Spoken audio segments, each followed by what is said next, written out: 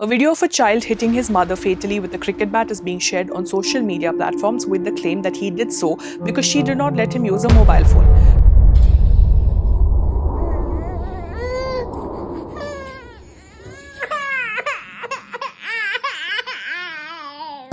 आपने अक्सर देखा होगा, जैसे ही किसी बच्चे से उसका फोन छीन लिया जाता है वो चिल्लाने लगते हैं, चीज़ें फेंकने लगते हैं या फिर कंट्रोल से बाहर हो जाता है। लेकिन क्या आपने कभी सोचा है ये सिर्फ जिद है या कुछ और ज़्यादा खतरनाक?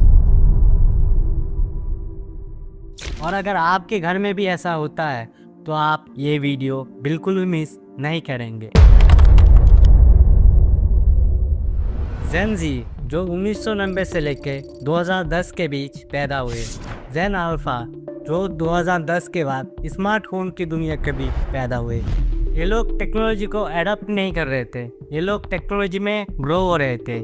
2007 के बाद स्मार्टफोन मेन स्ट्रीम बना, फिर आया social media, infinity scrolling apps, algorithmic feeds और पहली बार स्टोरी में डेवलपिंग ब्रेन को दिया गया एक ऐसा डिवाइस जो सिर्फ इंफॉर्मेशन नहीं देता बल्कि अटेंशन कैप्चर करता है। और आजकल के पेरेंट्स और टीचर्स नोटिस कर रहे हैं उन जेन ज़ी और जेन अल्फा के अंदर अटेंशन स्पैन कम हो रहे हैं, रेस्टलेसनेस कंसिस्टेंट है और सबसे अजीब इतनी कनेक्टिविटी के बाद भी अकेलापन बहुत बढ़ चुका है। बच्चे अपने बंद कमरे में फोन स्क्रॉल करते रहते हैं। आपको लग रहा होगा इसमें बड़ी बात क्या है? इसका जवाब बिहेवियर में नहीं बायोलॉजी में छुपा है। Modern apps like Facebook, Instagram, YouTube, Snapchat, Twitter and many more, इनके अंदर जो भी वीडियो चल रहे होते हैं उस वीडियो को पैकेजिंग ऐसा किया जाता है ताकि आपका अटेंशन ग्रैब कर सके।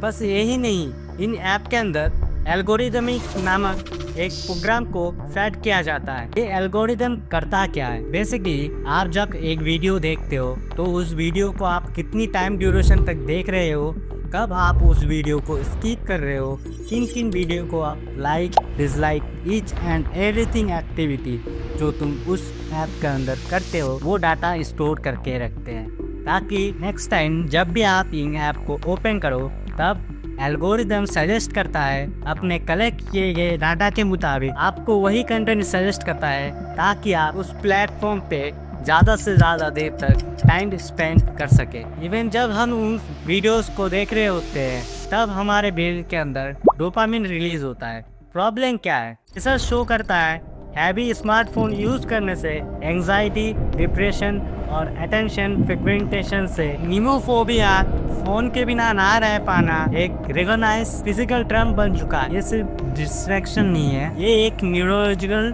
कंडीशन है। कभी आपने नोटिस किया है हमारे बचपन में फिजिकल एक्टिविटी ज्यादा होते थे, like cricket, football, volleyball and many more. Even हम नए नए गेम खुद ही बनाते थे और घंटों भर प्लेग्राउंड में खेलते रहते थे, बट इन्हें लगता है वो सब बोरिंग मूवमेंट थे। और न्यूरोसाइंस के हिसाब से वो बोरिंग मूवमेंट एक्चुअली में पावरफुल थे। फिजिकल एक्टिविटी के फायदे बहुत हैं, मैं गिना नहीं सकता आपको। फिजिकल एक्टिविटी हमारे अंदर की क्रिएटिविटी को जगाता है, कम्युनिकेशन स्किल, लोगों से अच्छे से बातचीत करना। और आजकल के बच्चों को कोई गलती की वजह से अगर आप इन्हें डांटोगे तो वो उल्टा आपको ही सुना देंगे। माइक्रोसॉफ्ट के एक रिपोर्ट के अकॉर्डिंग 2000 साल के around average human attention span 12 second था। आज वो अराउंड 8 सेकंड के आसपास आ गई है, मतलब एक गोल्ड फिश से भी कम। टेक्नोलॉजी का प्रॉमिस क्या था? Connection, knowledge, freedom. लेकिन क्या बन चुका है? Distraction, comparison, addiction. सबसे आयरॉनिक बात, जेन ज़ी और जेन अल्फा सबसे कनेक्टेड जनरेशन है।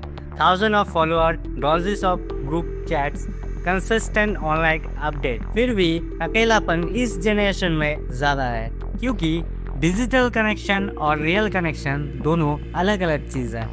फोन पे बातें करना और फेस टू फेस बातें करना एक जैसा फील नहीं करवाता। रियल कनेक्शन में होता है आंखों का कांटेक्ट, चेहरे का एक्सप्रेशन, वॉइस का टोन। एक इमोजी हक रियल हक जैसा फील नहीं देता। एक टेक्स्ट मैसेज रियल बातचीत जैसी नहीं होती। प्रॉब्लम ये नहीं है कि बच्चे वीक है, प्रॉब्लम ये है कि ऐप ऐसे बनाए गए हैं जिससे लोग ज्यादा से ज्यादा टाइम स्क्रीन पर ही रहे। अगर ऐसा ही चलता रहा तो क्या होगा?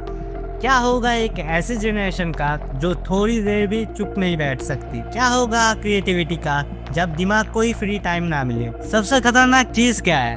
हर प्रॉब्लम से भागना। जैसे ही थोड़ा अनकंफर्टेबल फील हुआ हम फोन उठा लेते हैं। अगर हर फीलिंग को फोन से चुप करा दिया जाए तो स्ट्रॉन्ग बनना कैसे सीखेंगे? ये भी सच है, स्मार्टफोन बुरे नहीं है। टेक्नोलॉजी ने एजुकेशन आसान किया, लोग दूर होकर भी एक दूसरे से कनेक्टेड हैं। कई लोगों को सभी तरह के ऑनलाइन सपोर्ट भी मिलता है। प्रॉब्लम फोन नहीं है, प्रॉब्लम लिमिटेड ना होना, ऐप का एडिक्टिव डिजाइन, रूल का ना होना। इसीलिए सवाल ये नहीं होना चाहिए फोन बैन कर दो, बल्कि सवाल ये होना चाहिए फोन को यूज कैसे करें बिना उसकी आदत बनाए। माना कि गलती आपकी नहीं है, आपको टाइम नहीं मिलता होगा, या बच्चों को फोन दे देने से वो अच्छे से खाना खा लेते हैं, चुपचाप बैठे रहते हैं, फोन देखते रहते हैं और आपको परेशान नहीं करते, लेकिन आगे जाके ये प्रॉब्लम भी बन जाता है। तो सॉल्यूशन है कि आप बचपन से ही उन्हें फोन की जगह खिलौना दे, जब तक वो मैच्योर नहीं बन जाता। और कभी भी बच्चों के सामने फोन ना देखे। जब भी आपको कुछ सीखना या जानना है